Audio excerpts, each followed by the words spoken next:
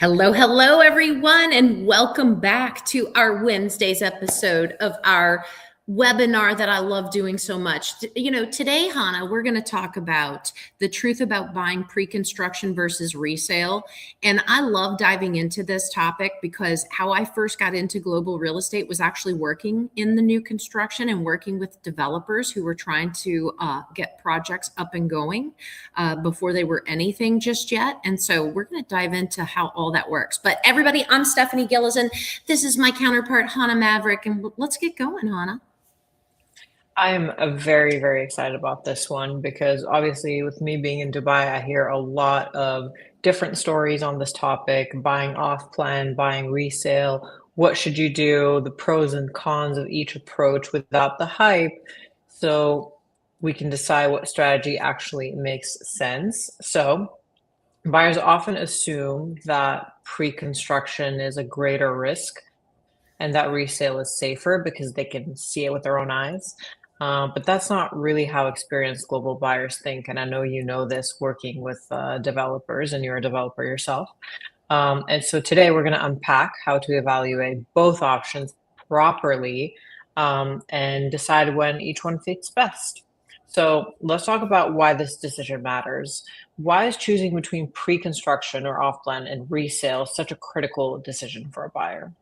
Well, obviously, this is about risk, cash flow, flexibility, and exit strategy. Okay. Pre construction and resale, they behave completely different. They're different timelines, different risk profiles, different capital requirements, right? When the money comes due, when it's due, and so forth. It is also a different buyer psychology. And if you choose the wrong strategy for your goals, then you are going to be stressed out. I'm going to dive into this because it's so important. You have to be able to know and research who these developers are, because look, buying brand new is something that it's phenomenal to be able to pick and choose the location, the colors, all the things that matter to people. And some people, don't want to move into something that's been used before, right? And you brought up Dubai. We're working in Dubai with a lot of brand new construction, and a lot of these communities, they will have 67% of it sold out before they ever move the first piece of sand to get the infrastructure put in. So, again, it goes back to the developer's reputation and how you can trust that development. But it's the waiting game too. You have to not be in a hurry. And so that's where it boils back down to the psychology of the buyer and what is it that, is crucial for you. Exactly. So let's move through pre-construction first. What are the real advantages when pre-construction is done right? When it is done right, you've got a lower entry price compared to completed units. So much so. Now don't just take this and run with it, okay? Because it doesn't happen every time. But sometimes the entry price is so low that by the time the project is complete, it has appreciated 2 and 3 times what your price is, okay? Because of demand, supply and demand, okay? So that's a possibility. Sometimes people sell right before they even get to this point of finishing, okay? So that capital appreciation is what I'm talking about as the project is going through its different phases, all right? Now, you also have the flexibility of the payment. Now, again, a smart developer is not going to say, okay, this unit is 1.5 million US dollars, and just show me that you have $250,000 of that today. The smart developer is going to say, show me how you have $1.5 million, right? But they're going to only ask you for a down payment, a deposit up front, typically 20-ish%, sometimes 10%, it depends. So it can have that flexible payment plan instead of that one big large upfront payment. Because when you find that resale, you got to pay for it all right then and there. Okay. Obviously, brand new means less maintenance, right? And then brand new means you have more of a selection of the same type of unit. Yes. Okay. So in growth markets, pre-construction allows for buyers to lock in today's pricing, but for the future's value, if that makes sense. That makes absolute sense. I love the unit selection, for example. It makes you kind of feel like you're window shopping for your own apartment and you have so much to choose from. And Mhm. it's appealing, especially in rising markets, like I said. But there's also risks, right, in pre-construction. Let's talk honestly. Where does pre-construction go wrong? Time and uncertainty. And Mm, and when I say time, I know of projects where they asked me to get involved in them in 2018. And right now, they are still uninhabitable, meaning they're not complete enough for someone to move into them. You all, we're in mm, 2026. That's a mm. long time. And the reason why they're not complete, it's not because labor and material. It's because the developer has literally been waiting for sales to fund the project. And so Yeah. that's where when a developer says, I need to show me the money, right? Buyer, show me the money. I say to the developer, well, show me your money too, because we need to make sure that our clients are investing in a community that's actually going to get delivered. So time and uncertainty is number one. Project delays can be delays for years, and you don't want to have something delayed. Look, I've had a scenario where the new construction deposit gets put in place. And God forbid, we don't want to see this happen, but something changed in their life and they Mm, couldn't purchase when time came. Something drastically changed and it was an illness. So you don't want to have those project delays. You could also see changes in market conditions during that time. You can see permit changes or regulatory changes. You can see residency changes. The way that you can go about purchasing in those countries can change, right? And so that's why wealthy buyers, they don't buy projects, they buy developers with track records. They buy developers with track records in markets with strong fundamentals. And this is where, when we're working on pre-construction and when you come to us at Airdomo, we are already working with developers who they have done the work ahead of time. We have made sure that they've gone to government and said, okay, we're doing this project. And it's almost like they've received a waiver, so to speak. So if yeah. something changes over here with government, it doesn't affect this project. But you all, not everybody's that smart. They just aren't. And Hannah said something earlier on this call. I am a developer, so I understand how these dynamics work and how we can minimize your risk because I work on both sides of this. There is a reason, everyone listening, that Stephanie's here and that she's the one who I always talk to. She is the expert and she has the best stories. She's seen a lot of things, which is why we love bringing these kinds of topics because we have seen both sides and heard a lot. But let's switch to resale. This is kind of everyone's safe bet. Well, they think it's a safe bet. What are the strongest advantages there? Well, obviously, you can see exactly what you're buying, right? You can touch, Mhm. feel it, you can go walk through it. You can immediately use it when you buy it, or you can immediately achieve rental income or maybe inherit the rental income that's already in place. You're already in an established neighborhood, so you can see, how all of that is existing around you. Mhm. You can also see its performance history as it relates to rental, or how has its appreciation, you know, happened throughout the course of the years. And then also there's a faster exit if needed. If something, God forbid, would happen that you would need to change, sell that place or not be able to perform on it by the time, you've got it under contract and residency happens, you have the ability to do so because you're not waiting on the construction to take place. So look, buyers who they want to lower their uncertainty and they want immediate cash flow and they want resale to be the better choice, and they're okay to pay a little bit of a higher price. It's that insurance policy, right? It's the peace of mind you're paying that higher price for it. And again, not all new construction is cheaper. We run into many of markets where the new construction is going to definitely cost more than the resales that are surrounding it. Yeah, and it also everything is evolving, right? We're seeing a lot of smart homes being part of new construction, and they're going to be more expensive because of all the tech that's being put into them, which I can appreciate. I think they're amazing. But Yes. when it comes to buying resale, for many buyers, the certainty they have is just worth paying for.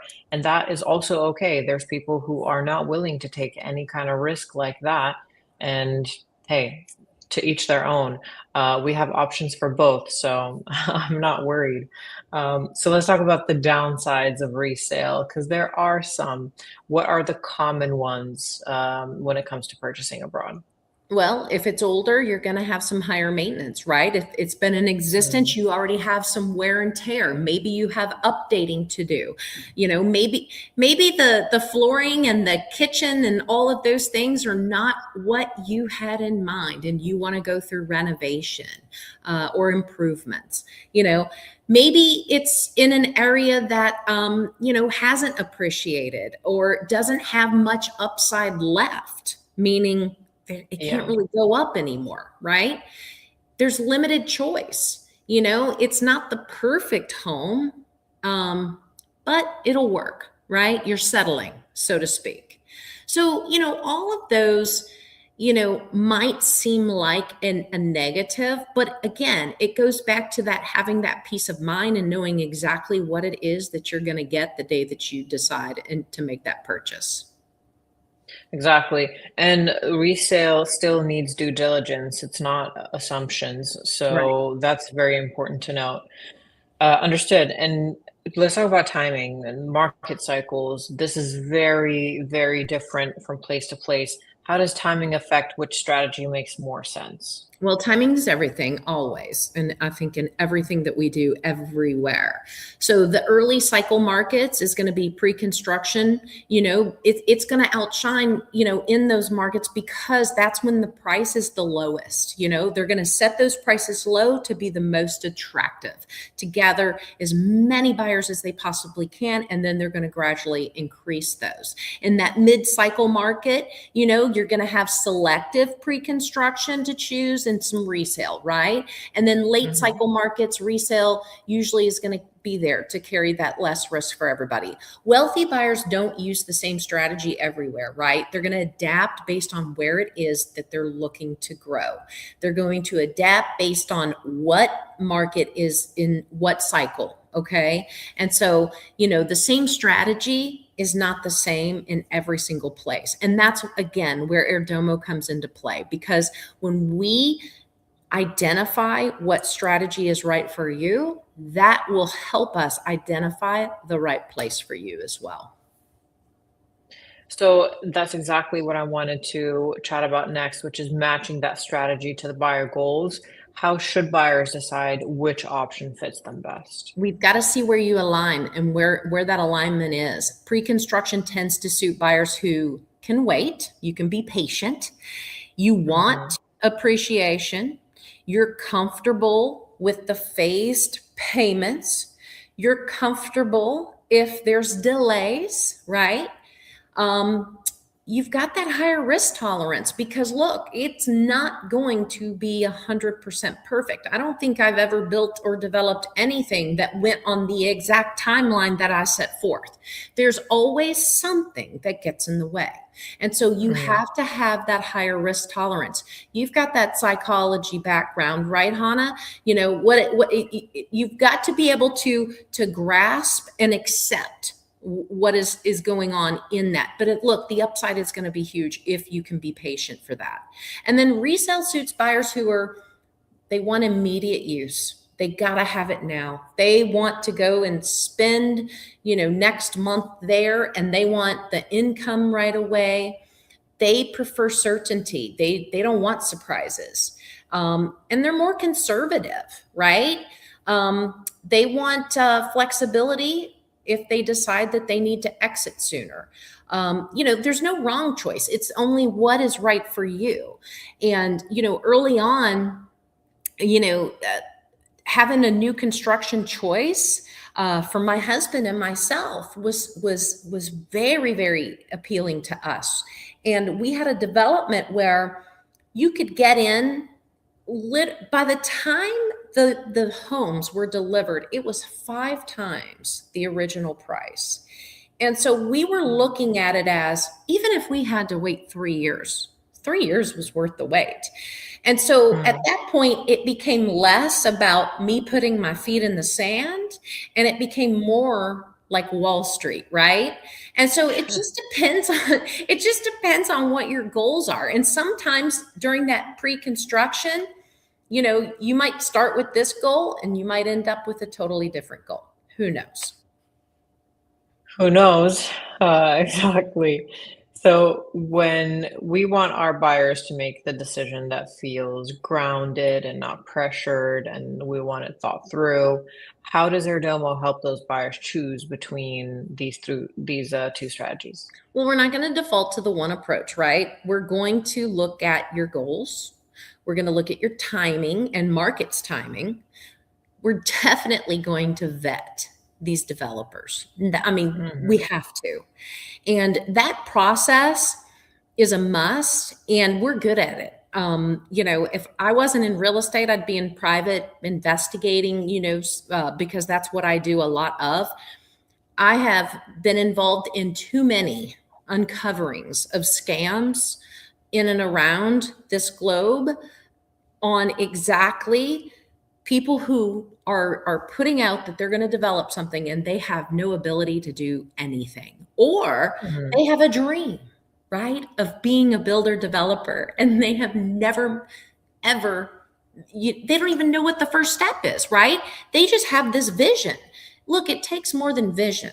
Okay. And those are the people we're going to stay away from. We're going to make sure that you make smart investments. We don't want you investing in someone's dream. We want you investing in an asset that you're actually going to receive. Okay. And so, the legal framework plays a role into that. What does it take to become a property owner? Because again, I had a great friend of mine who forgot to reach out to me and put a deposit down on a condo, and then reached out to me and said, "What do I do?" And I said, "You can't even buy there. You've got a whole process to go through." You all, that was a non-refundable $200,000 deposit. And he doesn't even know if he'll be approved to be a property owner. Do not do that. You can't just go and buy. I know we live in the United States and we allow everybody to come here and buy property, but it doesn't work that way anywhere else. Okay? It doesn't. It does not. So again, it's a different process, and it's not an easy process, but we at Airdomo make it easy, which is why this entire platform began, because the reach outs through social media, the phone calls, the emails of everyone wanting me to come in and fix it when it was too late, I thought, no, we got to fix it before they do this crazy crap, right? Exactly. Honestly, Stephanie, this was such an important conversation because understanding how and what to buy is just as important as where to buy, which is what we talk about a lot as well. And for everyone watching, if you're deciding between pre-construction and resale or wondering which approach fits your goals and your risk tolerance, we are here to help. You can explore all the vetted global opportunities on airdoma.com because everything that is on the website has been vetted. Or you can reach out for side by side guidance. Again, Stephanie, thank you so much. And for everyone watching, we'll see you next week. Bye, y'all.